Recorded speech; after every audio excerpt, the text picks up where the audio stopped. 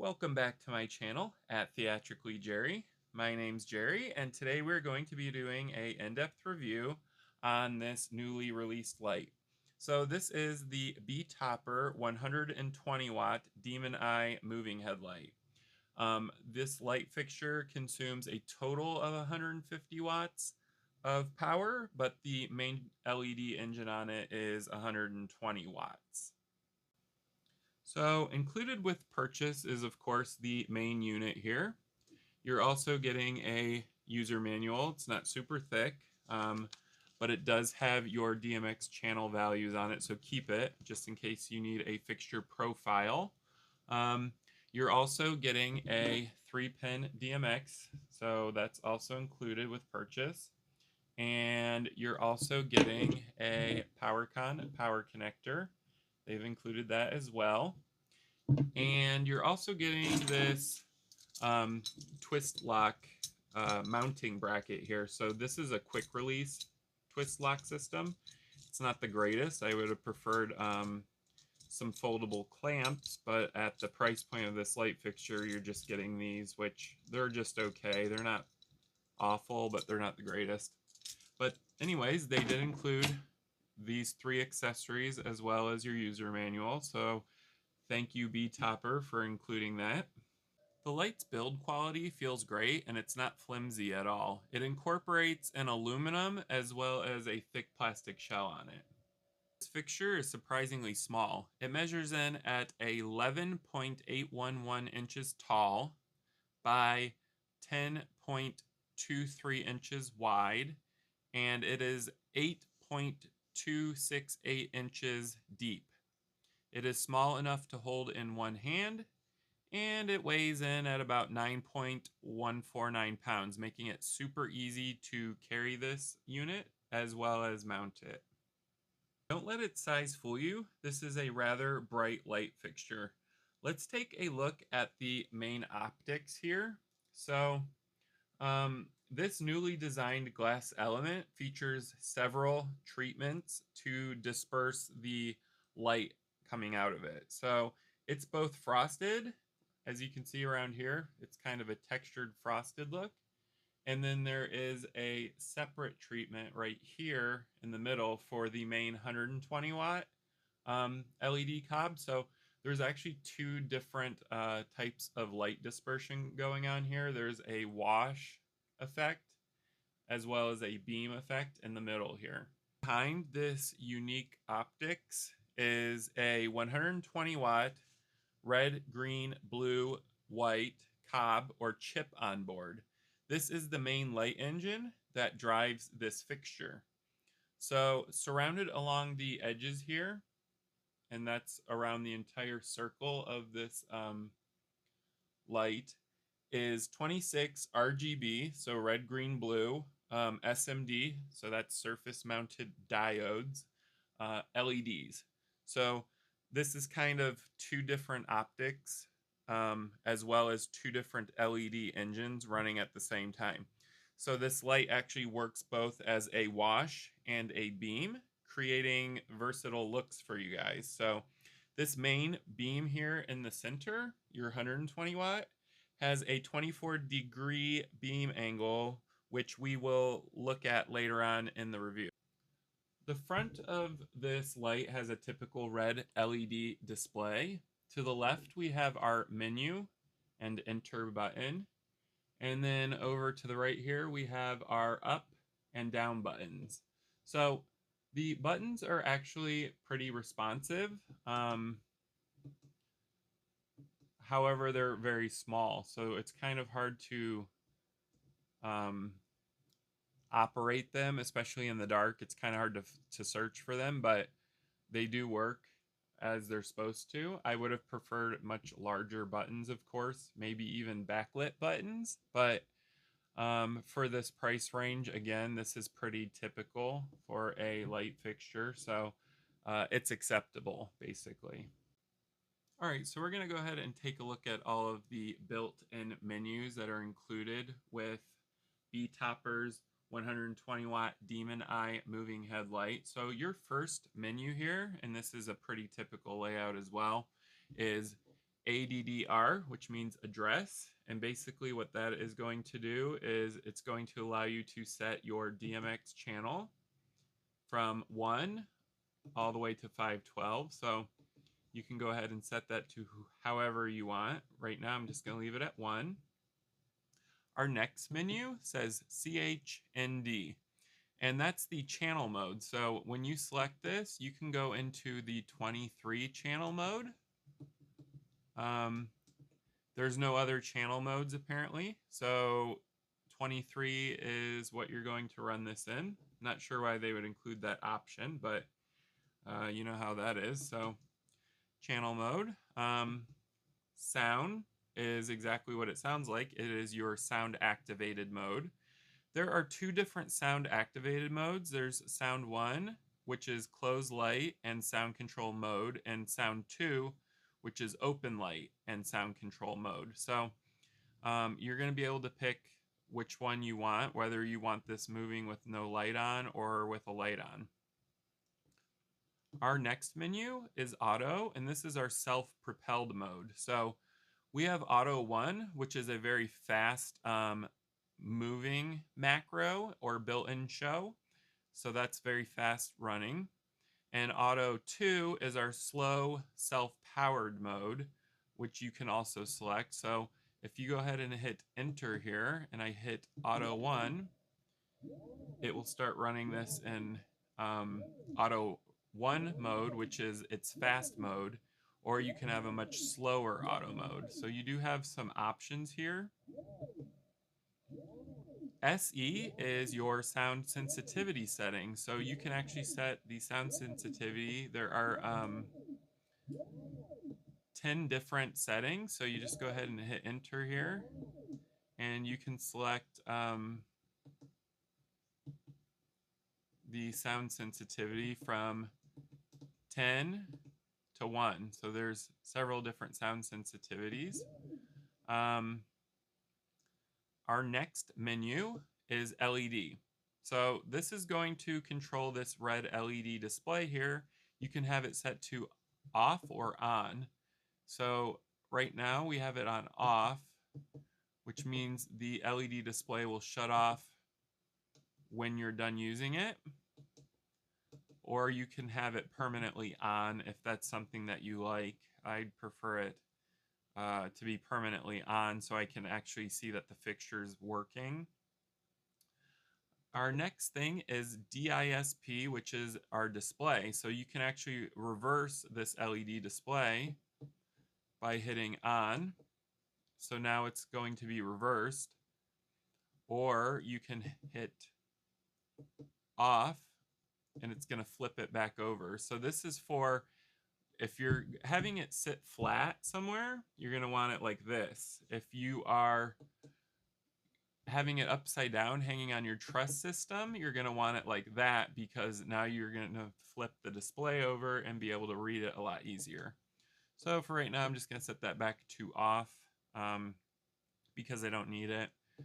The next menu is Kuru. That's pretty funny, but it basically stands for curve or short for it.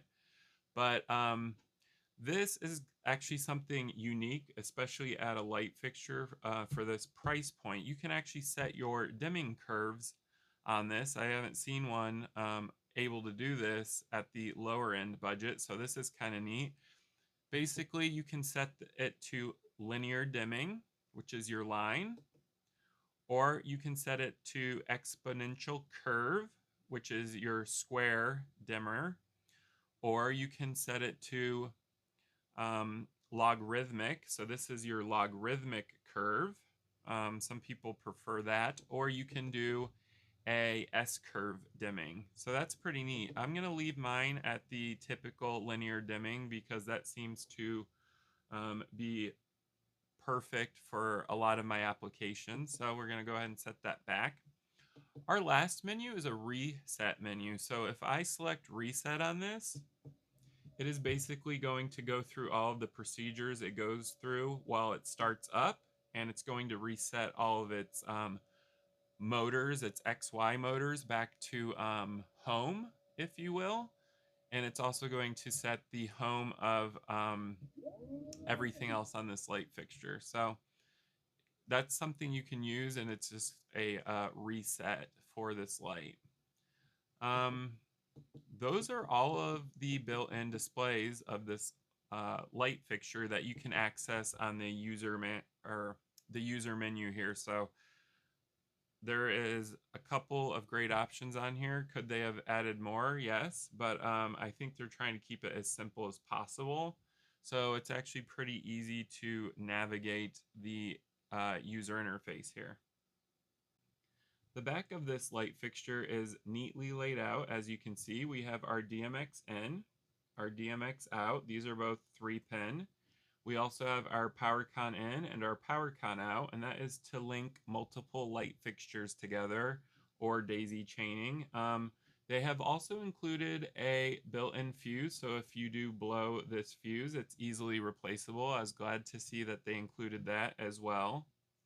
All right, so let's go ahead and take a look at the built-in macros here. So we're going to go into auto mode, and like I said, there's only two built-in auto modes when you're using the display interface here. To access more built-in macros or shows that the factory has programmed into this light fixture, you do need to attach it to a DMX controller.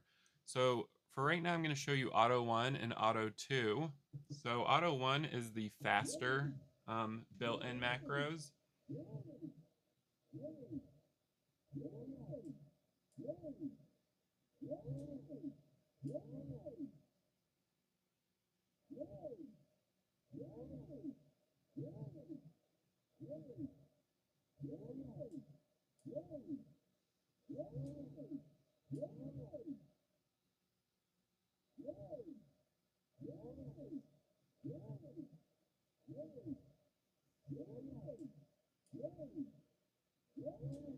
So this is your built-in macros for the fast mode, and we're going to go ahead and take a look at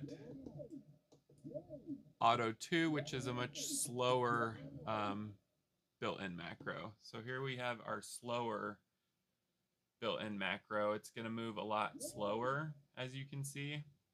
So you do have a fast speed and a slow speed for this light.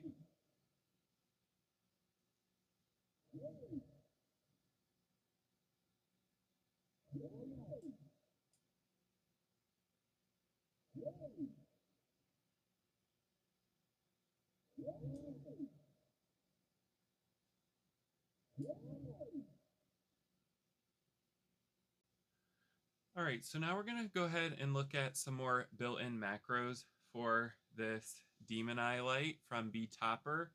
I have this plugged into my Code Victory 3 DMX console, and one of the channels that you can create some macros in is the main effects channel. So they're calling them effects on this light fixture, but basically they're just built-in macros, and we're going to go ahead and take a look at those.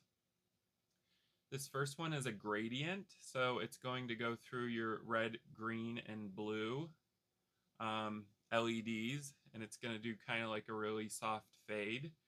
As you can see, the dimming looks great on this, but look how amazing the optics looks when the light's on. It's very nice to look directly at just because it looks so cool.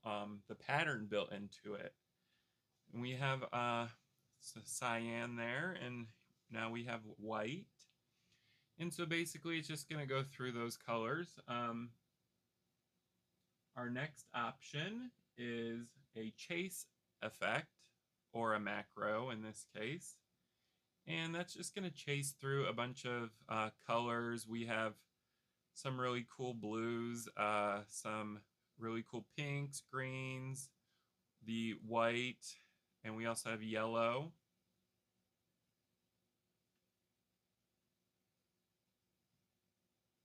Now this is a rainbow macro that they have built in. And you can, of course, adjust the speed of these. It's also a separate DMX channel. And you can actually adjust your speed so that these will go much faster, as you can see here. So now we have kind of like a chaotic rainbow going on.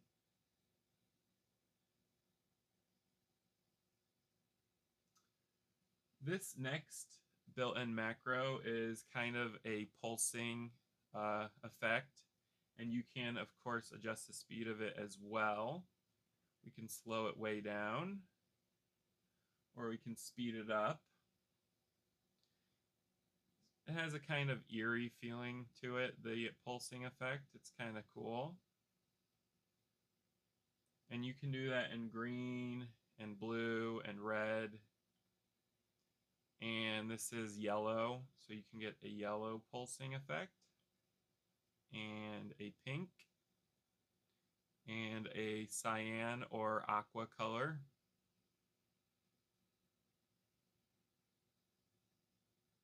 A white color.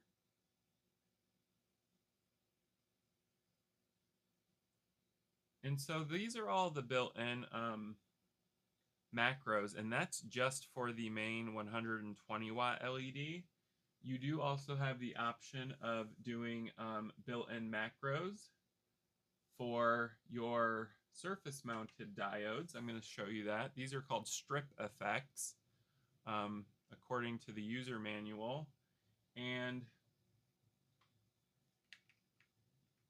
we're going to go ahead and show you guys what that looks like.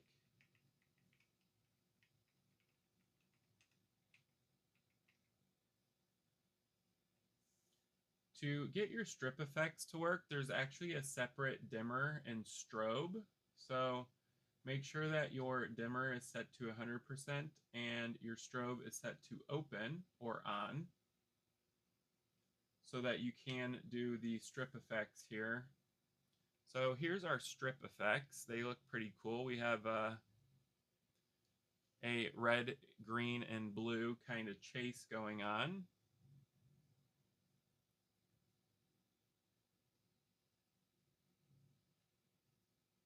This is a really neat effect. It looks like a clock hand spinning around a clock. So that's kind of cool. And you can, of course, speed this up or slow it down. So right now I'm going to speed it up. And you can go ahead and slow it down.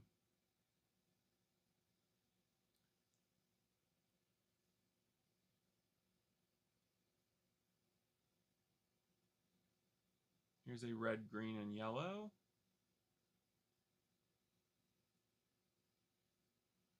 Here's one that just kind of cycles through all the colors. All right, so BeTopper's 120 watt Demon Eye light fixture boasts a 16-bit linear dimming. You can, of course, select other dimming curves, but we're on linear right now. I do have the white DMX channel at full. So this is full intensity, and we're going to go ahead and bring it down to 0 to see how smooth the linear dimming is. So right now I'm dimming it.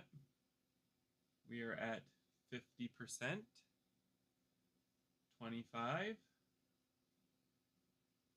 We are at 3.6%, 2.4, 2, 1.2, 0.8, 0.4, and 0. So as you can see here on the lower end, the dimming is smooth, but it does have a step here, so I don't know if it's really a 16-bit dimmer because it's either on or off at its lowest setting. But as you can see, it's a pretty smooth dimming all the way up to 100%. So the dimmer is not bad on here. I'm just not 100% sure it's 16-bit, because a 16-bit dimmer is going to be able to handle not turning the LED light on or off at the lowest end. So from 0 to 0.4, it's either on or off. Let's go ahead and change the dimming curve just to see what that does for us. We'll check out a couple of them. So I'm going to go ahead and move this from linear to our square curve. Let's see what that does. So we're at 0, 0.8, 0.4. So it's still either on or off with the square dimming.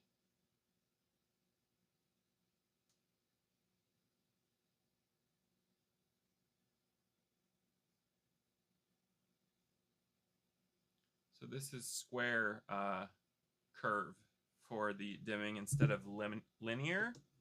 Let's go ahead and try this one. This is logarithmic. It's also another popular curve. So we're at 0.8 and 0.4. So from 0.8 to 0.4, it's either on or off. It seems that the square and linear dimming handle the lower end of the dimmer better than this logarithmic one.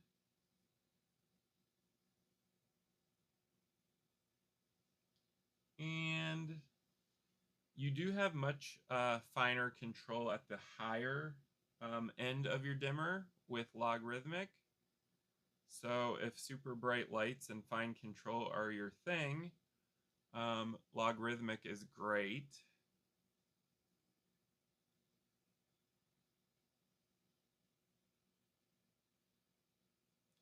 Again, it's not a bad dimming. I mean, if you do it fast enough at the lower end, you don't even notice the jump from on to off. Let's go ahead and take a look at square. So this is our square dimming.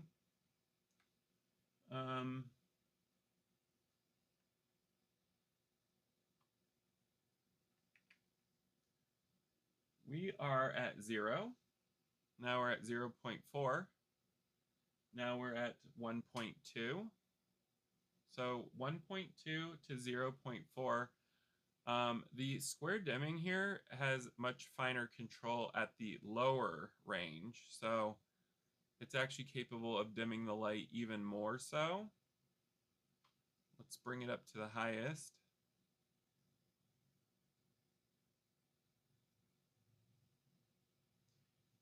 So at the highest one, it has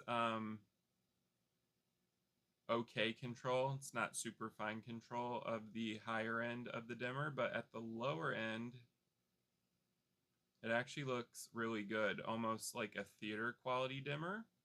So if you're interested in having control at the lower end of your dimmer, I recommend the square one on here. Let's go back to linear, which is the standard for dimming.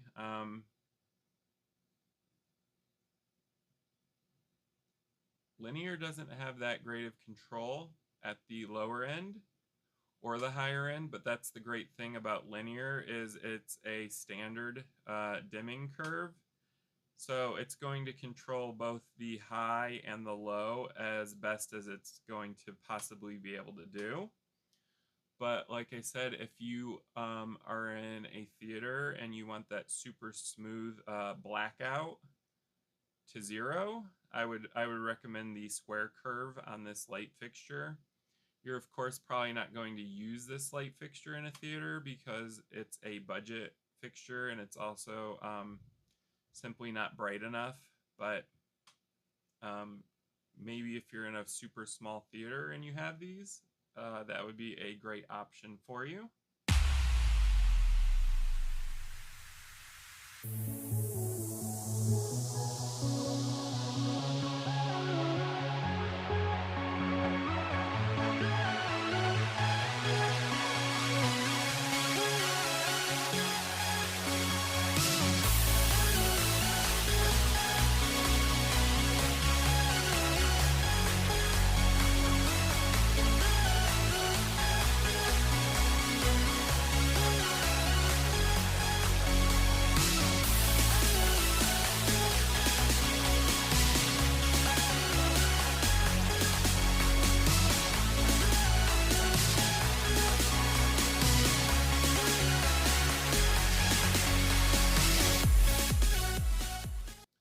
Alright guys, now we're going to go ahead and check out the strobe or shutter of this light fixture. BeTopper is stating that it has a 0 to 25 hertz strobe. So what that means is it's capable at its fastest of strobing at 25 frames per second or 25 refreshes of the flash on the LED light. So we're going to go ahead and see just how nice the flash looks on this. So we're at the slower range here. And we're going to slowly bring up the speed.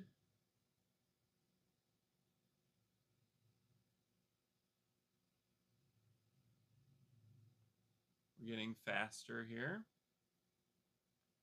I want to bring this up to as fast as it will go to kind of show you guys what 25 hertz looks like. So this is open and this is 25 hertz. So it does have a pretty fast refresh rate for a strobe. The strobe looks great, and as you can see, it's strobing so fast it almost looks like a solid strobe here.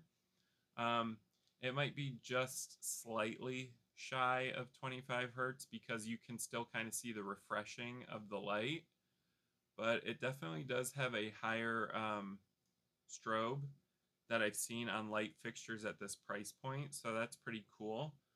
They also have included some built-in macros under the shutter. So we have a pulse strobe here. These are just kind of like effects for the strobe channel, your strobe DMX channel. And basically you can get them to do a bunch of different stuff. So we have a pulse strobe going. We can get that to go faster.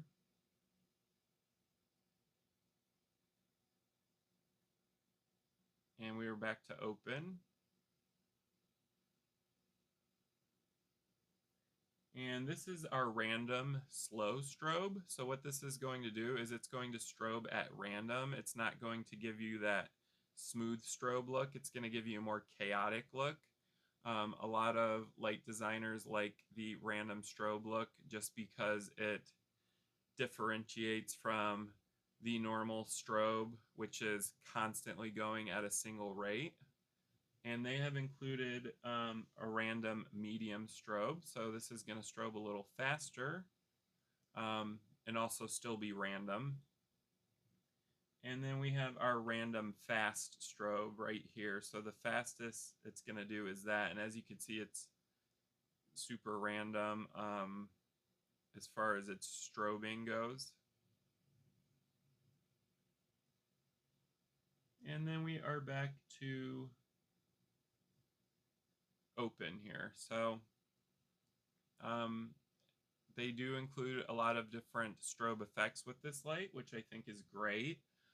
Like I said, I don't think it's definitely 25 hertz. It's a little shy of it, especially on its refresh rate, simply because you can actually see the gaps in between when it's firing. So it's definitely on the high side though, so it's not a bad strobe.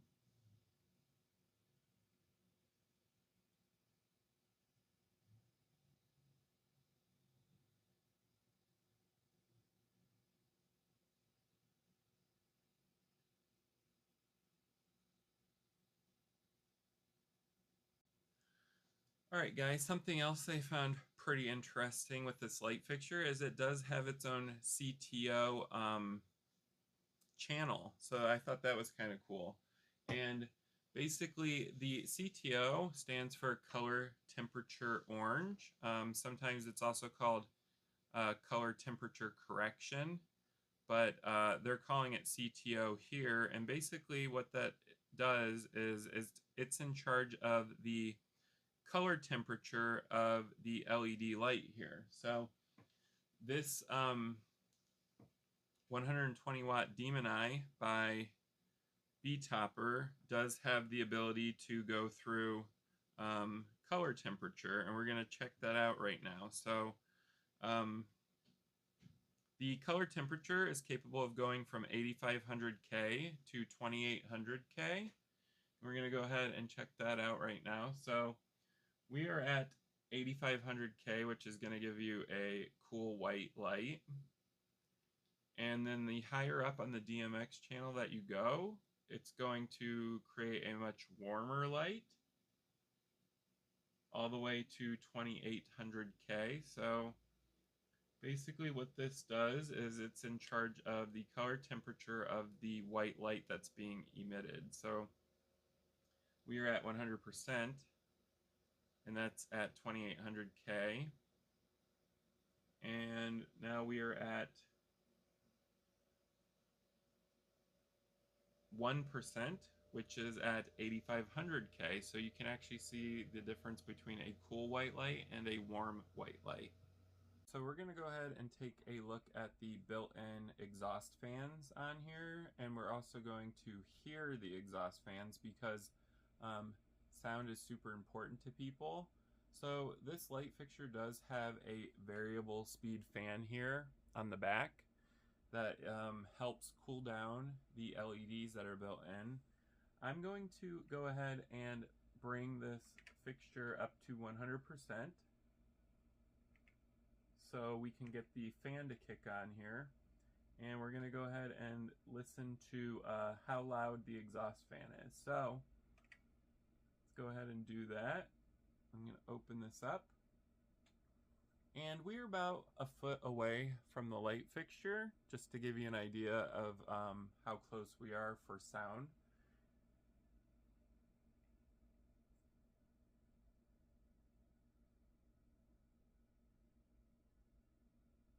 And the fan hasn't actually kicked in yet, but it will in a second. So let's go ahead and wait for that.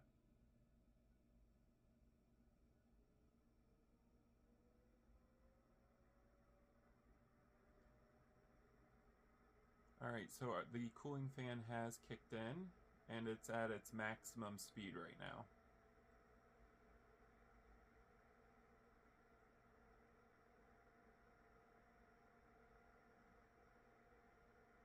It's not a super loud fan, but it's certainly not the quietest exhaust fan I've heard on a light fixture. Let's go ahead and move in a little closer so you can kind of hear it a little better. So now we're about 8 inches away from it.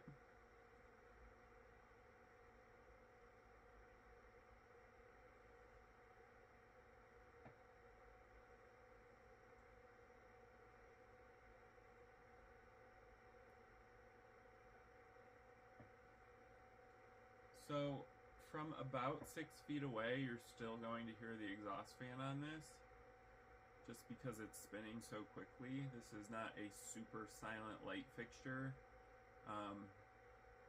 It's definitely audible, but it's not the loudest exhaust fan I've ever heard. So there is another intake fan right here built into the base. That's to cool the electronics as well as the ballast that drives the power for this light fixture. And like I said, this is an intake fan, so it's actually sucking in air to cool down the light fixture. It also is audible. We are about 8 inches away from the light fixture. I'm going to go ahead and let you guys listen to that. And then we're going to go ahead and back up here. So we're about a foot away.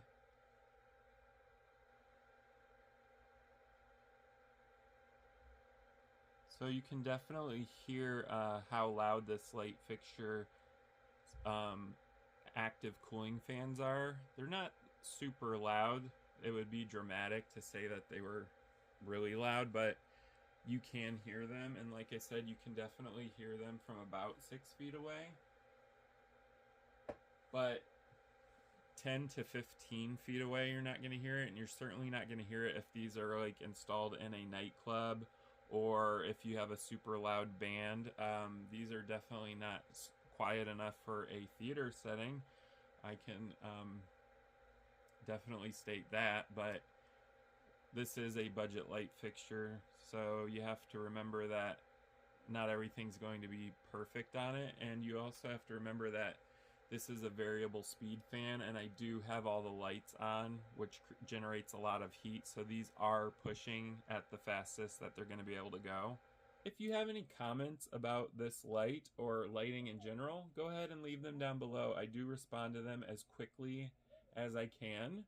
If you liked this video, go ahead and give it a thumbs up. Also, if you're interested in stage or DJ lighting, atmospherics or equipment, tutorials on light consoles, go ahead and subscribe to my channel at Theatrically Jerry. I'm producing content constantly, and my content collection has grown substantially. I do now have over 300 videos available for you guys to watch. I do appreciate you guys a lot, so if you want to go ahead and subscribe, it does help the channel out a lot. And yeah, thank you guys for watching. That is my final input on this light fixture.